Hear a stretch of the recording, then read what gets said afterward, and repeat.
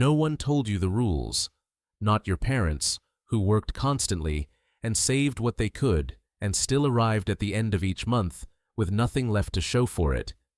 Not your school, which taught you the periodic table and the causes of the First World War and how to write a 5-paragraph essay, but never once explained what an asset was or why your family kept starting over every time they got close to something. Not your first employer, who called the job an opportunity and paid you $28,000 a year to come in at 8 and leave at 5 and be grateful you had somewhere to be. You are 23. You have a job, not a career. After rent, after the bus pass, after the phone bill, what remains is not money. It is the space between money, a thin, anxious margin that disappears whenever something unexpected arrives. And life is entirely unexpected. You watch your colleagues. Some of them seem fine. Some of them seem like the same math applies, and they have simply made peace with it in a way you have not learned how to do. What you do not know, because no one tells you, is that some of them are also treading water. And treading water from the outside looks exactly like swimming. So no one throws anyone a rope. Everyone just keeps moving their arms and calling it progress.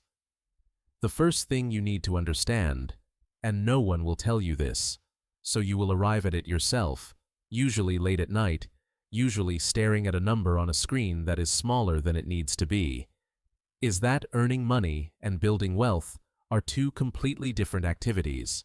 Your parents earned money. So did their parents. So do most people you know. And earning money, it turns out, is not enough. Because earning money without understanding what to do with it is like filling a bucket with no bottom. The water comes in, the water goes out. And at the end of a decade of working, you look at the bucket and wonder what went wrong. Nothing went wrong. No one told you to seal the bottom of the bucket first. The system was not designed to tell you that. You are 25. You open a savings account. You put $80 in it. The month you save $400, your landlord raises rent. The month you save $700, your phone breaks, not the screen, the whole phone. And you need it for work, so you spend $340 on a refurbished replacement, and you start again. You start again so many times that starting again begins to feel like the only motion available to you. You think it is bad luck. You think if you could just get one clean month, 1 month without a surprise, 1 month where the math cooperated, you could finally build some distance between yourself and zero. But the surprises do not stop. The medical bill that insurance covered 70% of, the remaining 30% arriving in your mailbox on a Tuesday like a small bureaucratic ambush. The family member who needs $150, and you send it without hesitating, because you don't yet understand what $150 costs you in terms of the future you are trying to build. This is not bad luck. This is the current. The current at zero runs against you constantly, without announcement, without apology. And most people mistake the current for fate and spend their entire lives swimming against it without ever understanding that the current exists, let alone that there is a way out. Here is the first rule. You cannot save your way out of poverty. Savings is a preservation tool, not an escape tool. What you need is income that grows faster than your expenses expand. Those are two different problems requiring two completely different solutions. And the solution to the income problem requires the one thing no one told you to do. It requires you to become more valuable than you currently are. Deliberately, intentionally, on purpose. You are 27. You take a certification course online. It costs $340 and 4 months of weekends. You do not frame this as sacrifice. You frame it as the only logical move available to someone in your position, with your resources, in your current window of time. It works. Not dramatically. Not the way transformation looks in content. Quietly. Your income moves from $28,000 to $39,000. And then, after you switch companies twice and negotiate badly the first time and better the second, to $51,000, which is not wealth, but is, for the first time, enough to begin. Enough to have a margin that is not immediately erased. Enough to make a decision about where money goes before it is already gone. You are 29. Your bank balance is $11,200. You check it more often than is rational, not because you distrust the bank, but because you distrust the feeling. Because you have spent your entire life inside scarcity, and this small, quiet abundance feels borrowed, feels like something that will be recalled at any moment. It is not recalled. You leave it alone.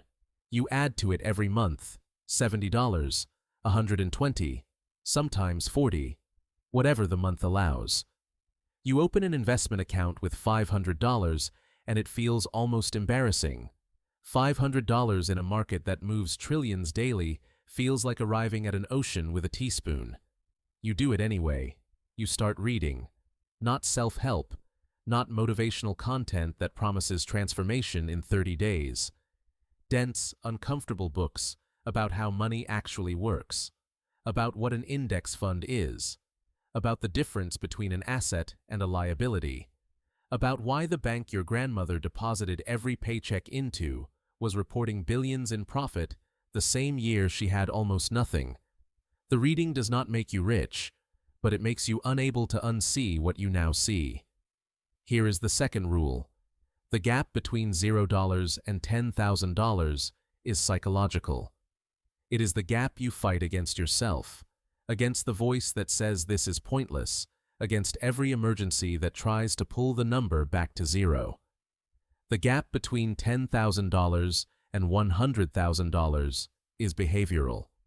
It is built through decisions made consistently, quietly, without performance, over years. It is the holiday you do not take, the car upgrade you do not make, not because you are punishing yourself, but because you have started to understand that every financial decision is actually two decisions: what you spend and what you don't build. You cannot reach the second gap without surviving the first. Most people never survive the first, not because they lack discipline, but because no one explained to them that they were in a gap with a name and a known exit. You are 31. Your investment account sits at $18,000. One evening, your phone notifies you that your portfolio returned $1,100 in a single month, while you were at work, while you were asleep, while you were making dinner and thinking about something else entirely. You read the notification 3 times. This is the moment. Not the certification, not the salary increase, not the first $500 deposit. This is the moment something fundamentally restructures in how you understand work and money and time. Because a salary is someone paying you for your presence. The moment you stop showing up, the salary stops. But what you just witnessed is different. A mechanism.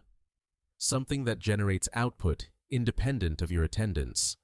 Something that earns whether or not you are in the room. You want more mechanisms. Here is the third rule. A salary is a ceiling disguised as a floor. The moment you understand what assets are, you cannot unknow it. The only question is what you do with that knowledge.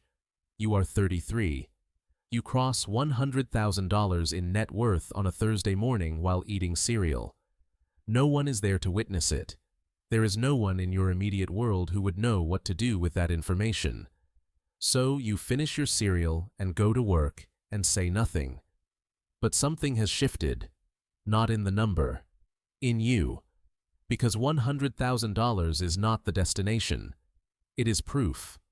Proof that the system works. That the rules are real. That the distance between you and the people who seem to simply have money is not intelligence, not education, not luck, not some quality they were born with that you were not. It is that they learned the rules earlier. That is the entire difference. That is all it has ever been.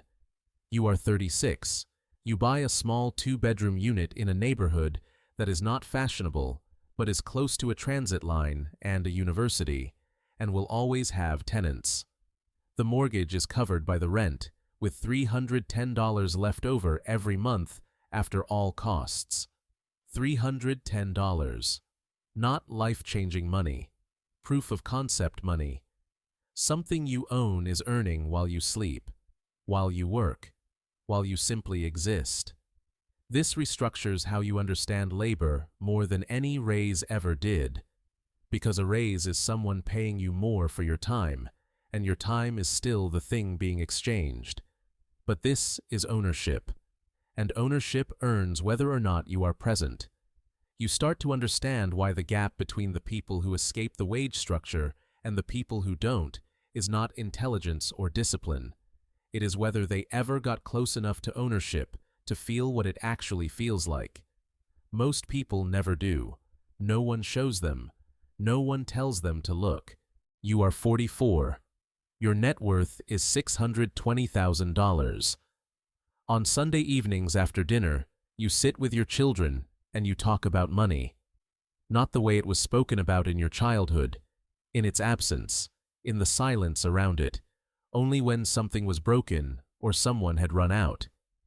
You talk about it as a subject, a system, something with rules and patterns and logic that can be learned, the way mathematics can be learned, the way language can be learned, the way anything worth knowing can be learned if someone sits down and explains it without shame and without mystery. Your 12-year-old has a small investment account. She picked 2 index funds herself after spending a Sunday afternoon reading about them. She will not become a fund manager at 12. That is not the point. The point is that she is 12 years old and money is not a source of anxiety in her world. It is a subject. It is a tool. It is something that makes sense. That is not a small thing. That is the entire thing. Here is the final rule. Generational wealth does not begin when you have enough money to pass down. It begins when you have enough knowledge to pass down. The money follows the knowledge. It has always followed the knowledge. Somewhere right now, there is a 22-year-old looking at their bank balance in the dark. The number does not lie. They think this is a story about money, that if they could just earn a little more of it, something would finally resolve. They don't know yet that the money is not the beginning. The knowledge is. The knowledge of what an asset is. The knowledge that saving and building are different activities. The knowledge that $100,000 is not a destination, but a threshold. The knowledge that wealth is not built through luck.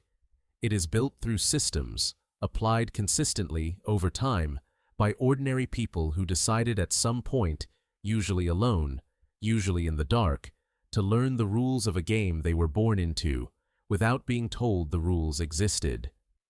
That decision costs nothing. That decision changes everything. It always has.